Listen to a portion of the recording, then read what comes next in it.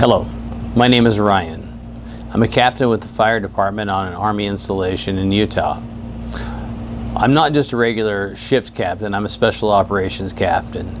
That means that I do the job of a shift captain, and above that I also do all the program managing for special operations, which would entail hazardous materials response, high angle, low angle, and other technical rescues to include ice rescue, water rescue, windmill rescue, and that sort of thing. In addition to these duties, I'm also the assistant emergency manager for the base.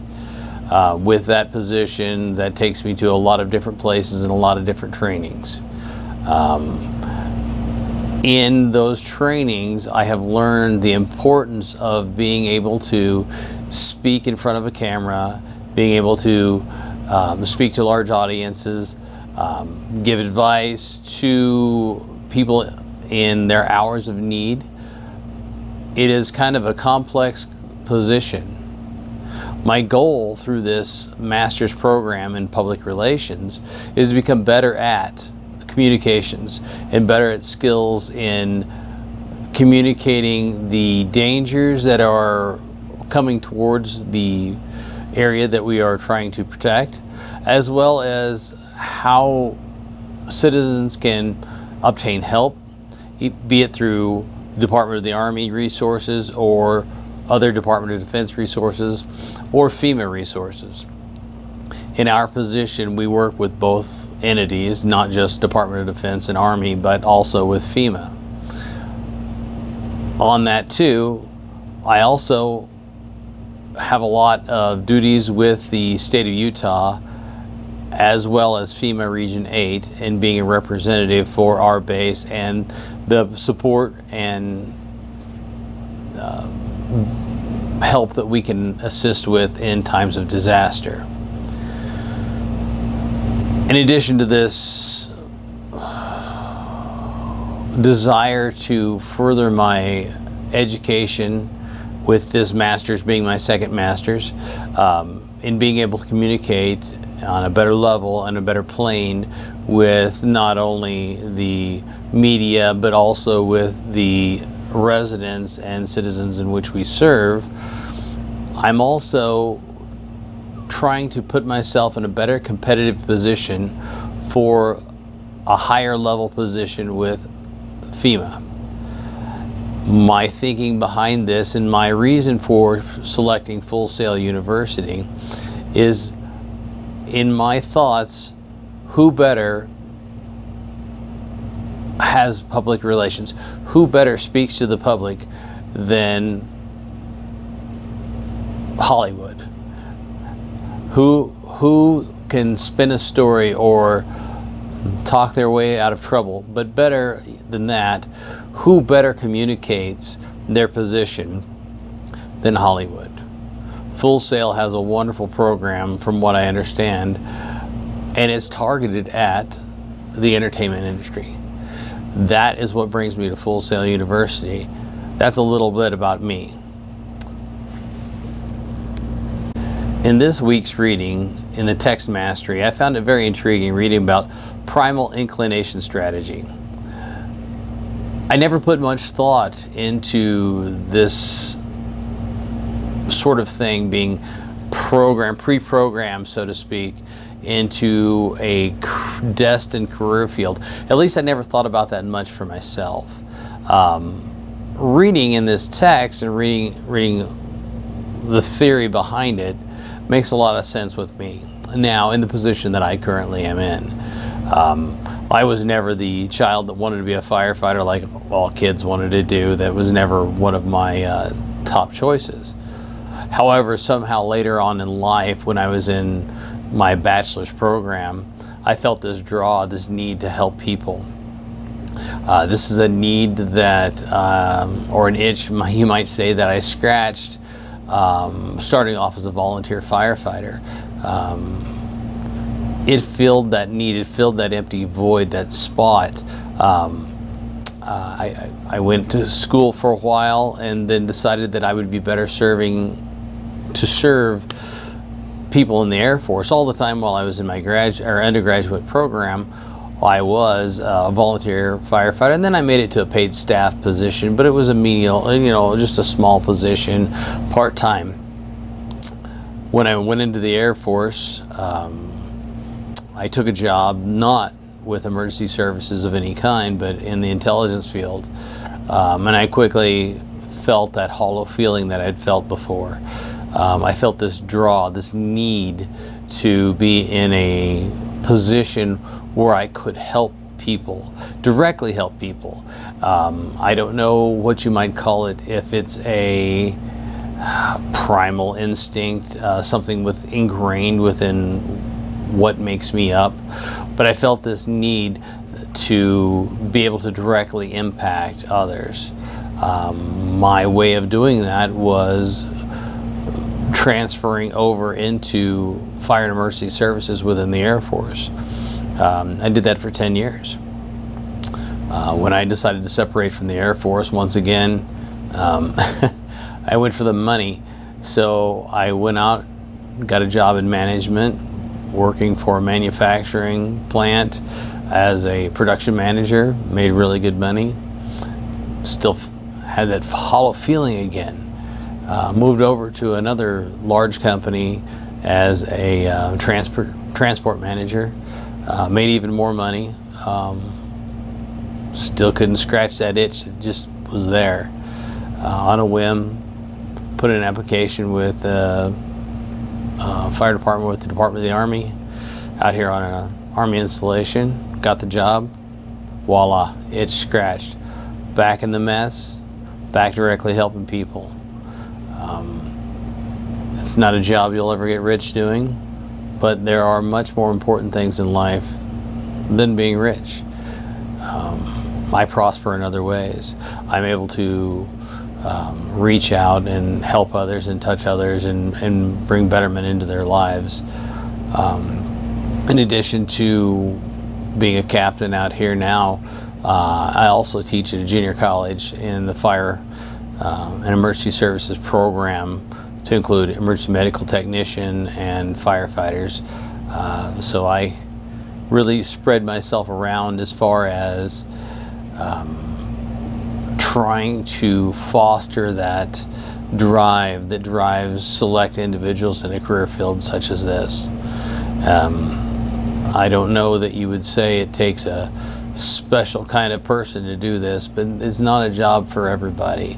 And we find that out pretty quickly in the fire schools with a lot of individuals. The individuals that are in there because they think it's a neat, glorious title, they wash out pretty quickly. And then the individuals that are in there because they have a burning desire flourish and do well. In part 2 of our reading, when we were reading about, I've got to read this name, Yoki Matsuka, I'm sure I pronounced that wrong. I could really relate with her character, or with her story. Not that I was a young lady in Japan, but that there were certain expectations of me at a young age growing up in through college.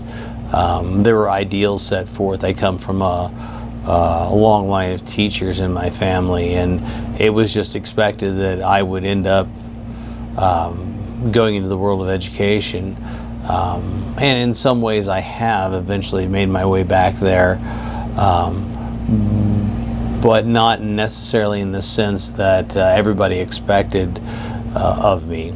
But I went down that road. I started down that road in college. Took all the classes through high school for college prep, something that suited me towards becoming a high school level educator. Even in my undergraduate, along with playing college baseball, my classes were suited more towards secondary education. And it was just expected that I would go down that road. It wasn't until, as I explained earlier, finding that need to help others directly, and not that teaching is not helping others, but it is a direct where I get the results right away. Call it a self-gratification desire, but seeing the impact of your actions immediately in helping others is the driving force. So I relate to her in that sense of not being comfortable in what was expected of me in the area that I was expected to go into. The third strategy, the rebellion strategy, really wasn't so much me at the time in my youth, in my younger years of trying to decide what I wanted to be when I grow up. I watched a lot of friends and even my older brother go through this rebellious stage. Some outgrew it, some never have. But I can understand that sense, that urge, that feeling as Mozart did, feeling compelled to keep providing, keep giving your services and giving of yourself for the betterment of your family. And I think we all, in some way, shape, or form, can kind of realize that, kind of understand that, kind of feel that. It's definitely a loyalty that I would dare say 99% of the world has towards their family. As I said, that wasn't something that necessarily I fell into too much, although I did have my rebellious side. It wasn't necessarily in that sense. And number 4, the adaptation strategy. This is a section that I really enjoyed. I really enjoyed reading about Mr. Roach. Was a story I wasn't familiar with, and being in having an interest in sports, being kind of an all-around athlete in my younger years, I'm surprised that I hadn't heard this story. But what an awesome story, what an awesome come around to being in the world that you were programmed to be into, programmed from an early age, feeling the burnout, just completely turning your back on it, and then being brought back in to revolutionize that world. Outstanding. We should all be so lucky to have that sort of enlightenment come to us, that we can recognize our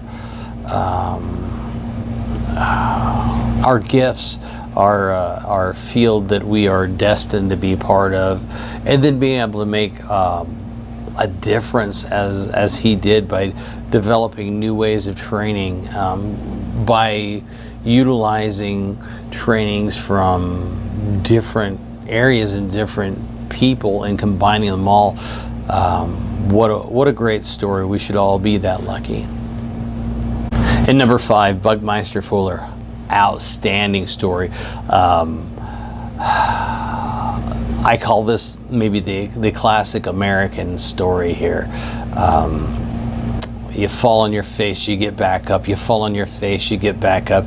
You fall on your face, you say, to heck with it, I give up. But then you bring yourself back. We all have that nagging voice, or at least most everybody I know has that nagging voice back here in the back that is that driving force that keeps us going. I know that in my life there have been several times that nagging voice has brought me back to do what I need to do, what I'm supposed to do. Whether it was getting back in school, getting my finishing up my bachelor's after a long stint of being away from school, and to keep driving me forward through my first master's degree was a very tough degree, and now on to this master's degree, because I have a set goal in mind. It's not a goal of monetary value, although that may come with it, it may not come with it, but that just that driving force to succeed. I can certainly understand that, and that is just an outstanding story. It reminds me of the true story of Sam Walton. If you guys aren't familiar with the Sam Walton story, I would encourage you to read it. Outstanding individual, brilliant man, made a lot of big differences in a lot of lives just by a very similar story. And finally, to close out this assignment, I'm reading here and it says, describe my dream career path. I kind of touched on it in the intro of this video, but I'll touch on it again. My greatest desire is to make an impact in lives that really need somebody to make an impact in them, directly helping people. As I do now, as a captain, I'm not necessarily out in the front lines anymore, directly affecting people, although I am from time to time. But what I do is train my guys that work under me to be able to make that difference. I help to build the programs that make our department within this Army post, the surrounding areas in the state of Utah, better for helping those in need. That is my greatest desire. If I died today, I would say I have died a great success in my career, because I've had the ability to touch so many lives out there, whether it's here in Utah, whether it was on the battlefield in Iraq, whether it was up in Montana, back home in Missouri where I'm from, in Wyoming, wherever in the world that I have been. I have had the opportunity to touch lives in each and every place that I have been for a positive. And now in the position I am, being able to train others to be able to do that is very, very fulfilling. I also would say I've been a great success, and this is my life success, is to be able to show my children that even if you have hit a plateau in your life or feel like that you've come to the end of your climb on the ladder, you can hit the reset button and still climb higher, still go further, still continue that education, still make a difference in this world. And I encourage my children to do that every day in everything that they do. I don't push them in one direction, you need to do this or you need to do that. I encourage them to draw from within. What are their desires? What is it they want to do? What makes them feel fulfilled right now in their lives? And then to expand on that and to build on that. My greatest success story is that I will see them become what they are destined to become. Now in my career, as I said earlier, my goal is to make it up to the FEMA level where I can make it a difference, at least region-wide, if not nationwide. But if it all ended today, I would still say I'm a success in what I do.